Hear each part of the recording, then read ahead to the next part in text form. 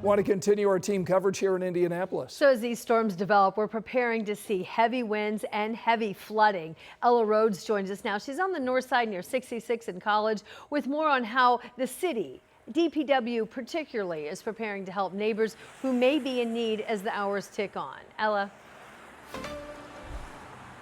Well, weather conditions right now aren't too bad. We're not seeing any rain, not even a light drizzle at the moment, but we did notice wind pick up here in Broad Ripple. I do want to point out these storm drains that you see on literally every street throughout the city. DPW wants you to make sure that these storm drains are clear, so when all that rain does come through, that they can properly get through, and it helps with streets not getting flooded. They say if you can, make sure they stay clear. Now, other thing they want you to be aware of is power. When lights go out, they say you got to report it to the mayor's action line so they know that the lights aren't working, so they can go take care of those things. They really just want people to stay weather aware and pay attention to their surroundings. Keep vigilant of all the real obvious things. Don't go near down power lines. Don't try to drive through high waters, especially if you have no idea just how high that water is. The turnaround, don't drown.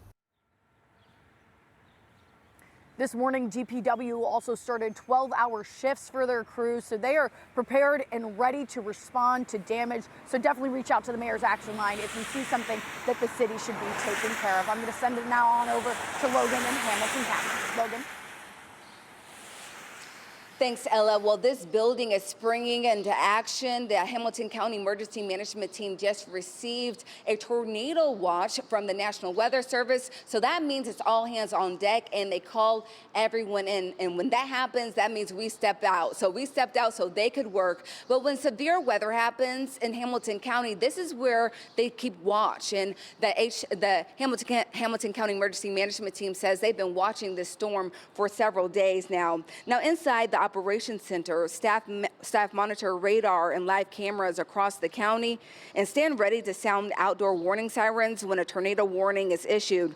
Officials say they're prepared for whatever tonight brings, and so should you. The director told me now is the time for everyone to make sure they have a plan and a way to receive alerts. Stay weather aware this evening. Make sure you've got multiple ways to receive alert and warnings from the appropriate officials. So have an all hazards weather radio that receives alerts from the National Weather Service. If you live in Hamilton County, he also mentioned another app you can download. It's called the HCEM app, and it'll give you more alerts from the National Weather Services and also from them as well, from Hamilton County Emergency Management. It's just another tool in your belt you can keep to make sure that you're aware of everything that's happening around you, especially during severe weather like we're having right now.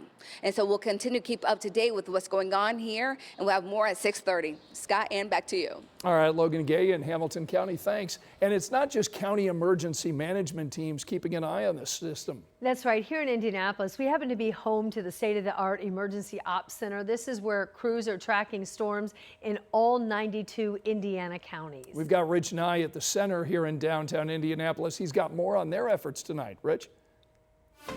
Well, I hope all of you at home watching tonight already know where your safe spot is and you're ready to get there if you hear and receive those warnings tonight. I might be in one of the safest spots in Indiana. This is the State Emergency Response Center. We're in the basement of the Indiana Government Center South, and this is where the Indiana Department of Homeland Security works with all the other state agencies to respond when there is storm damage. The state's operating tonight at level 3 activation. That's considered emergency conditions. The highest level would be level 1. State officials are asking Hoosiers to be prepared, and the state is prepared to respond as needed.